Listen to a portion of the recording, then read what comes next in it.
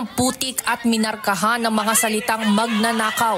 Ito ang nangyari sa isang establishmento ng St. Gerard Construction na pagmamay-ari ng mga diskaya.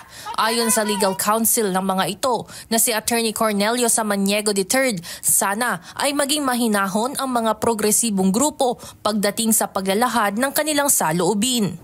Ay mayroon nga pong nauna pa, di ba? Ganun din ang nangyari. So, sunod-sunod na po ito. Sunod-sunod na po itong mangyayaring yan. At nagtataka ako, bakit parating diskaya? Parating diskaya.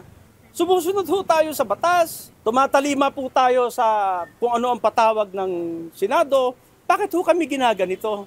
Sumusunod ho kami. At parating diskaya. Ano po ang nagawa ng diskaya?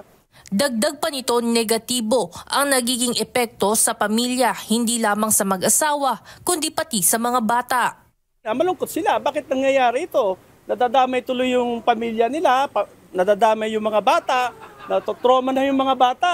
Bunsod nito, humihingi ng proteksyon ang kampo mula sa hanay ng pambansang pulisya, lalo na anya at baka maapektuhan rin ang mga kalapit na bahay ng establishmento. Samantala, hindi naman sinabi ni Attorney Samaniego kung nasaan ngayon si Sara at Curly Diskaya. Pwede ba wag na lang po nating sabihin kung nasaan sila? Kasi actually, takot na ang spouses Diskaya, ang anak, sobrang trauma, yung mga kamag-anak po nila, sobrang takot na po sila sa nangyayari ngayon. Ngunit pagtitiyak nito, hindi sila aalis sa lugar at wala ring balak lumabas ng bansa ang mag-asawa upang magtago mula sa mga otoridad. Ivan Alvarez, UNCV News and Rescue. Diyos ang aming sandigan, serbisyo publiko ang aming pinahahalagahan.